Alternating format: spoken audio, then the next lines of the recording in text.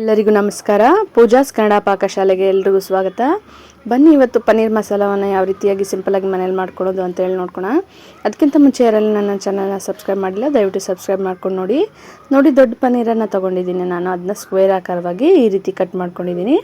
ಈ ರೀತಿ ಕಟ್ ಮಾಡ್ಕೊಂಡಿರೋದನ್ನ ಒಂದು ಬಾಣಲೆಗೆ ಎಣ್ಣೆ ಹಾಕಿಬಿಟ್ಟು ಅದರಲ್ಲಿ ನೀಟಾಗಿ ನೀವು ಹುರ್ಕೊಳ್ಬೇಕು. ಕೆಲವೊಬ್ಬರು ಹಸಿದಾಗ ಕೂಡ ಹಾಕ್ತಾರೆ.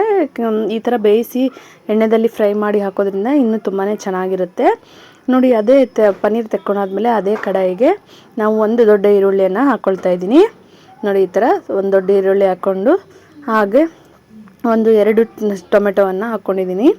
2 ಟೊಮೆಟೊ ಹಾಕ್ಕೊಂಡಾದ್ಮೇಲೆ ಒಂದು 2 ರಿಂದ 3 ಬೆಳ್ಳುಳ್ಳಿ ಮತ್ತು 1 ಇಂಚು ಶುಂಠಿಯನ್ನು ಹಾಕ್ಕೊಳ್ತಾ ಇದ್ದೀನಿ. ಹಾಕ್ಕೊಂಡ್ಬಿಟ್ಟು ನೀಟಾಗಿ ನಾವು ಫ್ರೈ ಮಾಡ್ಕೋಬೇಕು. ಡ್ರೈ ಮಸಾಲ, ಚಕ್ರ ಮೊಗ್ಗು, ಏಲಕ್ಕಿ, ಕರಿಮೆಣಸು, ಲವಂಗ, ಚಕ್ಕೆ ಎಲ್ಲ ಹಾಕ್ಕೊಂಡಿದ್ದೀನಿ. ಈ ರೀತಿ ಹಾಕ್ಕೊಂಡ್ಬಿಟ್ಟು ನೀಟಾಗಿ ನಾವು ಫ್ರೈ ಮಾಡ್ಕೊಳ್ಬೇಕು. ನೋಡಿದ್ರಲ್ಲ ನಾನು ಯಾವ ರೀತಿಯಾಗಿ ತೋರಿಸ್ತಿದ್ದೀನಿ, ನೀವು ಮಾಡ್ಕೊಳ್ಳಿ. ಫ್ರೈ ಆದಮೇಲೆ ತಣ್ಣಗಾದ್ಮೇಲೆ ಒಂದು ಮಿಕ್ಸಿ ಜಾರ್ಗೆ ತೊಗೊಂಡು ಮಿಕ್ಸಿ ಜಾರಲ್ಲಿ ಪುದೀನ ಸೊಪ್ಪು, ಕರಿಬೇವು, ಕೊತ್ತಂಬರಿ ಹಾಕ್ಕೊಂಡು ನೀಟಾಗಿ ಗ್ರೈಂಡ್ ಮಾಡ್ಕೊಳ್ಬೇಕು ನೋಡಿ. ಈ ಥರ ಗಟ್ಟಿ ಮೊಸರು ತೊಗೊಂಡು ಅದಕ್ಕೆ 1/4 ಚಮಚ ಅರಿಶಿನ, 1 ಚಮಚದಷ್ಟು ಅಚ್ಚ ಖಾರದ ಪುಡಿ ಮತ್ತು ಗರಂ ಮಸಾಲವನ್ನು ಹಾಕ್ಕೊಳ್ತಾ ಇದ್ದೀನಿ. ಗರಂ ಮಸಾಲ ಮತ್ತು ಧನಿಯಾ ಪೌಡರ್ ಎರಡನ್ನೂ ಕೂಡ ಹಾಕ್ಕೊಳ್ಬೇಕು. ಈ ಥರ ಹಾಕ್ಕೊಂಡು ಮೊಸರನ್ನು ಮ್ಯಾರಿನೇಟ್ ಮಾಡ್ಕೊಳ್ಳೋಕ್ಕೆ ಇಟ್ಕೊಳ್ಬೇಕು.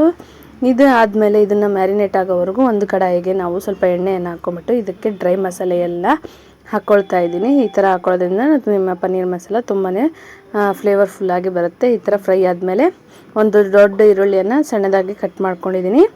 ಅದು ಕಟ್ ಮಾಡ್ಕೊಂಡಿರ್ತಕ್ಕಂಥ ಈರುಳ್ಳಿಯನ್ನು ನಾನು ಇದಕ್ಕೆ ಎಣ್ಣೆಗೆ ಹಾಕ್ಕೊಳ್ತಾ ಇದ್ದೀನಿ ನೋಡಿ. ಈ ಥರ ಹಾಕ್ಕೊಂಡ್ಬಿಟ್ಟು ನೀಟಾಗಿ ನಾವು ಬ್ರೌನ್ ಕಲರ್ ಆಗೋವರೆಗೂ ಫ್ರೈ ಮಾಡ್ಕೋಬೇಕು ನೋಡಿ. ಈ ಥರ ಫ್ರೈ ಮಾಡ್ಕೊಂಡಾದ್ಮೇಲೆ ನಾವು ಗ್ರೈಂಡ್ ಮಾಡಿರುವಂತಹ ಮಸಾಲೆಯನ್ನು ಇದಕ್ಕೆ ಹಾಕ್ಕೊಳ್ತಾ ಇದ್ದೀನಿ. ಮಸಾಲೆ ಈ ಥರ ಎಲ್ಲ ಹಸಿ ವಾಸನೆ ಹೋದ್ಮೇಲೆ ನಾವು ಮ್ಯಾರಿನೇಟ್ ಮಾಡಿರ್ತಕ್ಕಂಥ ಮೊಸರನ್ನು ನಾನು ಇವಾಗ ಹಾಕ್ಕೊಳ್ತಾ ಇದ್ದೀನಿ ನೋಡಿ. ಈ ಥರ ನೀವು ಹಾಕ್ಕೊಂಡು ನೀಟಾಗಿ ಬೇಯಿಸ್ಕೊಂಡು ಎಷ್ಟು ಬೇಕೋ ಕನ್ಸಿಸ್ಟೆನ್ಸಿಯಲ್ಲಿ ನೀರನ್ನು ಹಾಕ್ಕೊಂಡು ನೀಟಾಗಿ ಬೇಯಿಸ್ಕೊಳ್ಬೇಕು.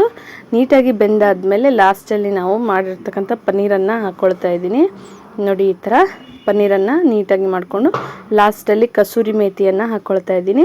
ಕಸೂರಿ ಮೇಥಿ ಹಾಕ್ಕೊಂಡಾದ್ಮೇಲೆ ಕೊತ್ತಂಬರಿ ಸೊಪ್ಪು ಸ್ವಲ್ಪ ಕಟ್ ಮಾಡಿಕೊಂಡು ನೀಟಾಗಿ ಹಾಕ್ಕೊಳ್ತಾ ಇದ್ದೀನಿ. ಇದನ್ನು 2 ನಿಮಿಷ ಎಣ್ಣೆಯಲ್ಲಿ ಮಸಾಲೆಯಲ್ಲಿ ಫ್ರೈ ಮಾಡಿದಾದ್ಮೇಲೆ ನಮ್ಮ ಪನ್ನೀರ ಮಸಾಲ ರೆಡಿಯಾಗಿದೆ. Thank you.